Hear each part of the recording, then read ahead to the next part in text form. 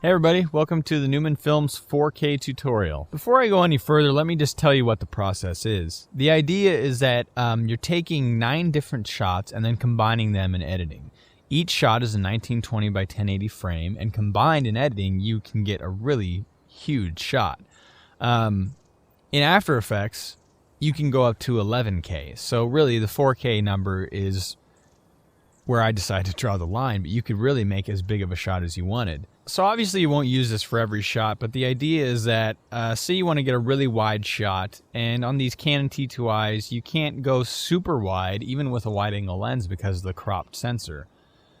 So what you can do is do this panoramic idea and get a few shots on the left and right of the frame you actually want, of your main shot, and build a few shots on the left and the right and up and down, and then combine it in editing, and you can get a really wide shot. You can even get a wide shot with a 50mm lens. So as I do the examples, I'll sort of talk through the process of shooting these, and then we'll go into editing. Alright, so now we're inside of After Effects, and I'm going to go over with you how to throw together this 4K stuff. So we have our 9 different shots, and this number can vary, but this one I had Marika get 9. So this is our middle, our middle left, middle right, bottom middle, bottom left, bottom right, top middle, top left, top right.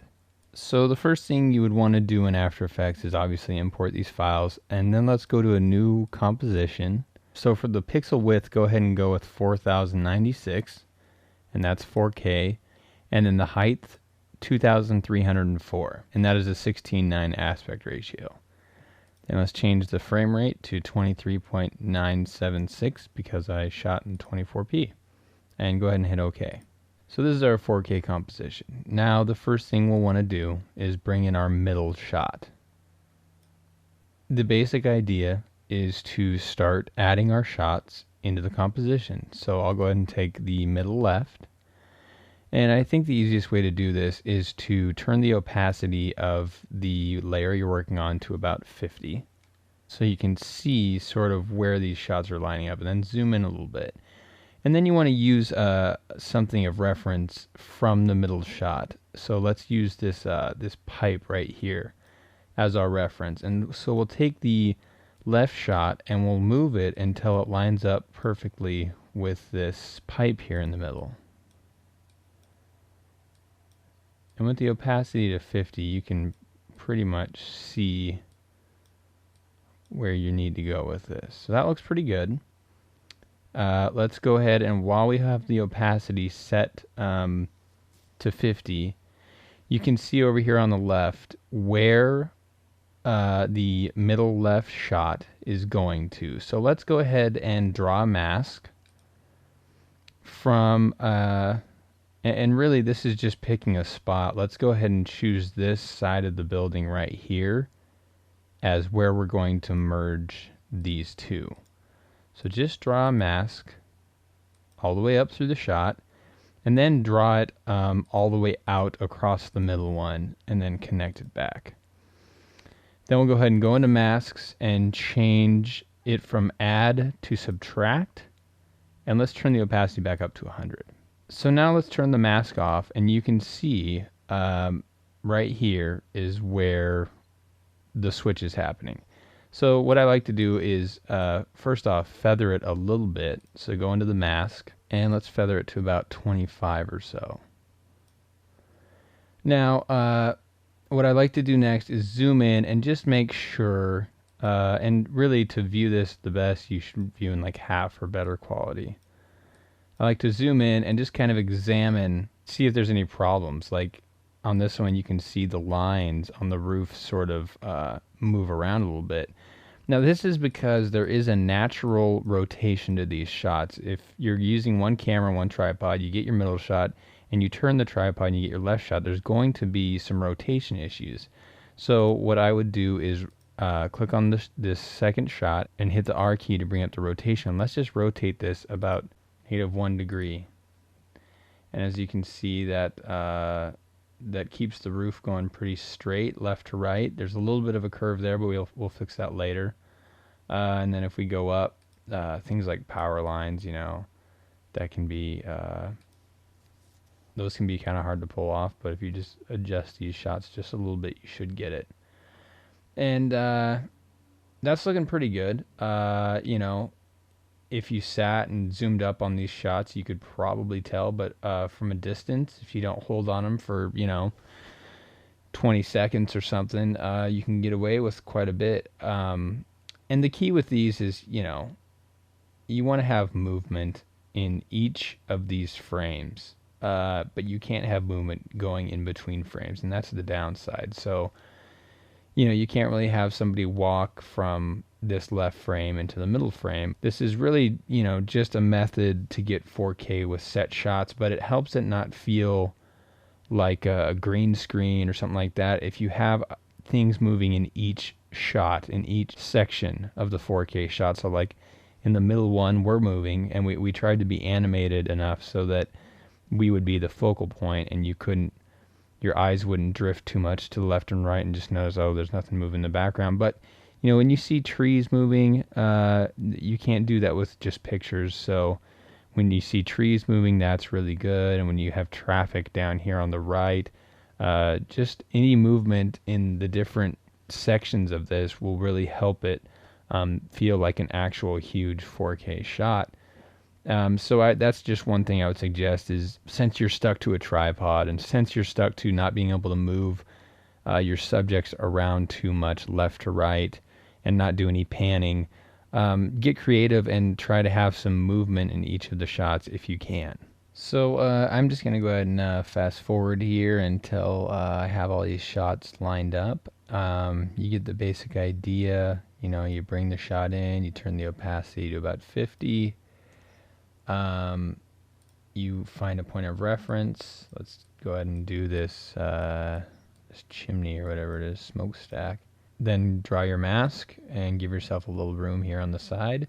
With this one, we got traffic over here, so you won't want to draw the mask on the bridge. So let's go ahead and and this one is actually a little tricky too. I might as well talk about this one.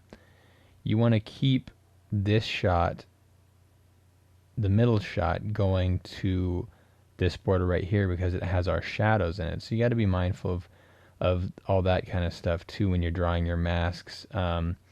Things moving in the background, and obviously stuff like shadows. You want to keep it looking as realistic as possible. Then you change the mask from add to subtract, turn the opacity back up, and feather it to about 25. Turn off the mask, go in, check your lines, see how stuff lines up. This one actually looks pretty good. So I'm going to go ahead and fast forward until I have all of these done. Okay, so now we've got all 9 shots into our composition, and as you can see, they don't fill the full 4K frame, but that's okay. We have to do a few things still before we really get this composition fitting these shots. So the reason this isn't quite fit 4K is because when you do this the first few times, you'll try not to go too far left or too far right. So next thing we can do is let's go ahead and just pre-compose this.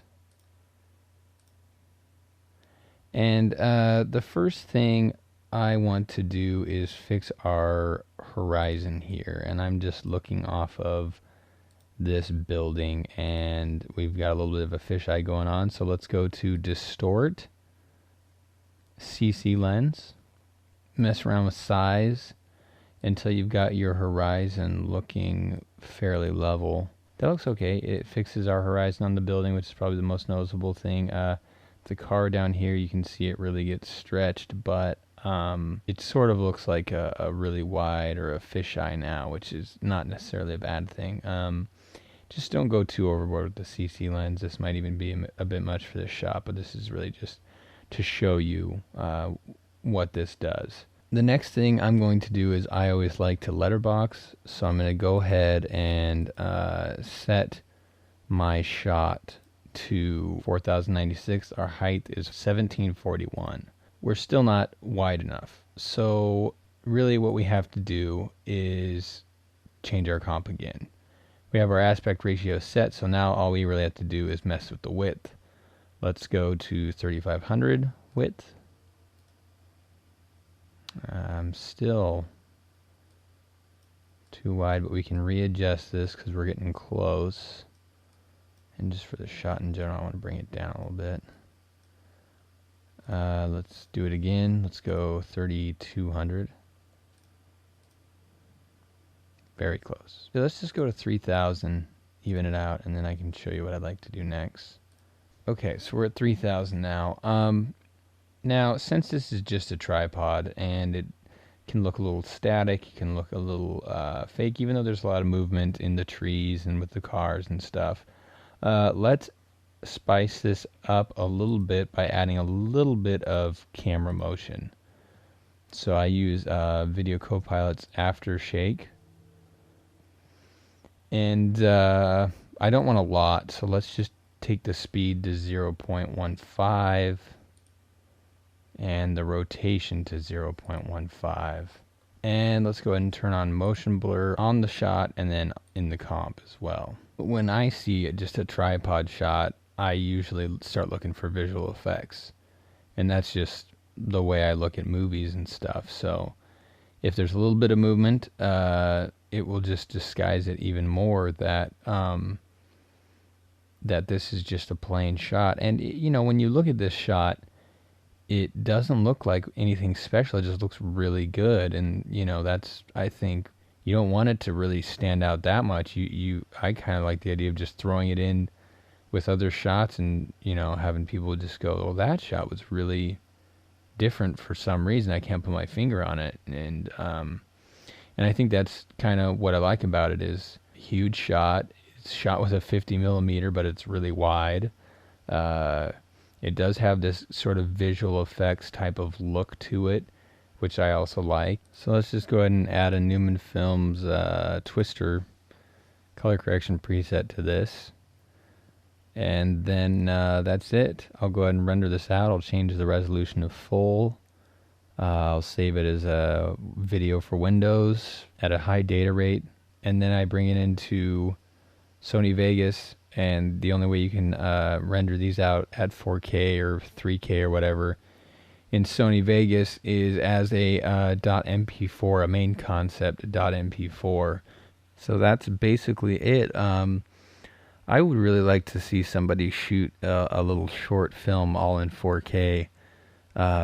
If it's done well and if it's done using this method, I'd even show it on my channel. I don't think I'll ever do it, but I think it'd be fun to try, and I'd like to see if somebody else could do it. It'd be pretty cool.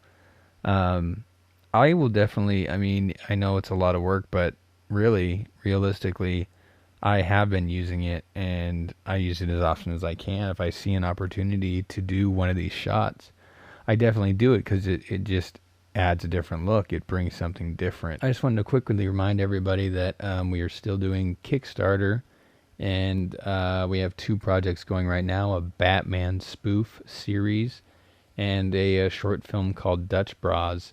And if you go to the Neumann Films website, you can find out more about that. But we have rewards where if you back a project, you can get your work featured on our channel and stuff like that. So head on over to Neumann Films, check out the presets. We're working on trailer music. It's just, we're doing a ton of stuff right now. So it's a pretty cool site, and we update it fairly often. So check it out. Thanks for watching, and I'd like to see what you guys come up with. There's open flame on it.